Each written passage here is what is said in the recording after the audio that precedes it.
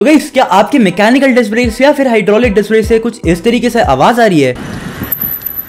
ये ना एक बहुत ज्यादा कॉमन इशू है जो कि कभी ना कभी हर एक साइकिलिस्ट अपनी साइकिल के साथ फेस करता ही है। अब इस चीज का एक बेनिफिट है कि इसके लिए ना आपको अपनी साइकिल के लिए हॉर्न या फिर घंटी खरीदने की कोई जरूरत नहीं है, क्योंकि ये इतना ज्यादा लाउड है कि सामने वाले अपने आप इस आवाज के साथ हट जाते हैं। बट स्टिल ये वाली आवाज किसी को पसंद तो होती नहीं है। इस वाली वीडियो में मैं आपको बताऊंगा कि किस तरीके से घर बैठे बैठे फ्री ऑफ कॉस्ट आप इस आवाज को अपनी साइकिल से रिमूव कर सकते हैं। तो अगर आपको इस वाली वीडियो से कहीं पे भी हेल्प हो जाए या फिर ये वीडियो आपको कहीं पे पसंद आए, प्लीज इस वाली वीडियो को लाइक करना। एंड अब बढ़ते हैं भाई वीडियो के अंदर। सबसे पहला स्टेप, आपको अपनी साइकिल को साफ करना चाहिए। ये मेक श्योर करना कि जो आपके ब्रेक कैलिपर्स एंड रोटर है ना, इसके ऊपर थोड़ी सी भी मिट्टी ना लगी हो। इसको अच्छी तरीके से घिस घिस के साफ करना। एंड साफ किस चीज से करना चाहिए? टूथपेस्ट से कर सकते हो, आप साबुन से कर सकते हो, या फिर नॉर्मल जो भी डिटर्जेंट पाउडर है उससे अपनी साइकिल को साफ कर सकते हो। अब सबसे पहले आपको करना क्या ना, जो आपका ब्रेक लीवर है ना, इसको पहले दबा के देखो कहीं ब्रेक लीवर से ही तो आवाज नहीं आ रही। अगर ब्रेक लीवर से आवाज आ रही है तो इसके ऊपर या तो आप ऑयलिंग कर सकते हैं या फिर WD-40 स्प्रे कर दो, थोड़ी देर में वो आवाज गायब हो जानी चाहिए। तो अब आपको करना क्या, आपको अपने व्हील्स को सेपरेट करना है, व्हील्स को निकाल साइकिल को अलग रखना है। जो आपका ब्रेक रोटर है, इस सिल्वर वाली डिस्क को बोलते हैं ब्रेक रोटर। इसके ऊपर ऑयल है ना, तब ये आवाज ज्यादातर केसेस में आती है। अब हो सकता है ये इसलिए हो रहा हो कि आपका जो सस्पेंशन फोर्क है ना, ये लीक कर गया हो आइसोप्रोपिल अल्कोहल से। अब अगर आप ये खरीदना नहीं चाहते तो भाई बेसिक चीज है, हर घर में ये चीज होती है, नेल पॉलिश रिमूवर। इसको अपनी मम्मी से मांग के लेके आओ। इसकी मदद से आप इजीली अपनी साइकिल की जो डिस्क होती है ना, इसको साफ कर सकते हैं।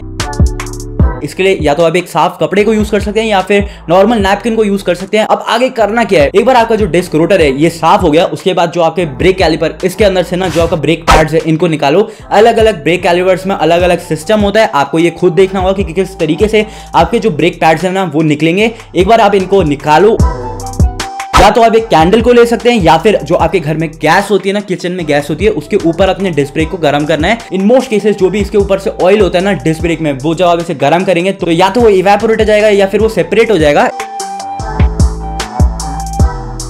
बेसिक भाई सैंड पेपर लो, जो भी गंदगी होगी अपने ब्रेक पैड्स में उसे आपको क्लीन करना है। एक बार ये क्लीन हो जाए ना कि आपको अपने ब्रेक पैड्स को अपने साइकिल में इंस्टॉल करना है। जब आप अपने ब्रेक पैड्स को अपनी साइकिल में इंस्टॉल करें, उसके बाद अपने व्हील्स को भी आप लगा सकते हैं। एंड जब ये सारी चीजें एडजस्ट हो जाए, अब आपको करना क्या है, अभी कोई छिड़खानी मत करना। अब आपको ये चीजें फॉलो करनी है कि अपनी साइकिल को ना चलाना है। सबसे पहले आपको कि ब्रेक्स की असली परफॉर्मेंस ना जब आप अपनी साइकिल को चलाते हैं तभी पता लगती है। अगर आप सीधा खड़ी हुई साइकिल में टायर घुमा के फिर ब्रेक्स को लगा रहे हैं, तब भाई असली ब्रेकिंग परफॉर्मेंस नहीं पता लगती, क्योंकि उसमें भाई उस टाइम आपके साइकिल के ऊपर कोई वेट नहीं होता है। जब साइकिल को चलाओगे, आप उसमें बैठोगे, फिर आपको अपनी ब्रेक्स को बहुत जोर से दबाना है एंड फिर छोड़ना है, फिर 2-3 बार यही चीज करनी है। एंड धीरे धीरे करके जब आपका ब्रेक पैड थोड़ा सा गर्म होएगा, जब वो आपके ब्रेक रोटर में घिसेगा, तब उसकी धीरे धीरे करके परफॉर्मेंस आ जाएगी। पहले जैसा वो हो जाएगा, नॉर्मल हो जाएगा एंड आवाज भी हट जाएगी। हो सकता है स्टार्टिंग में ना आपकी ब्रेक ही ना लगे, इसके लिए आप अपने ब्रेक्स को दोबारा से एडजस्ट कर सकते हैं। हाइड्रोलिक के केस में ज्यादातर कोई दिक्कत होती नहीं है, बट मैकेनिकल डिस्क ब्रेक के केस में अगर आपने वायर को खोल दिया, अलग करा है, तो हो सकता है भाई आपको थोड़ी सी एडजस्टमेंट और करनी पड़े। उसके काफी सारे ट्यूटोरियल्स हैं, आप वो देख सकते हैं।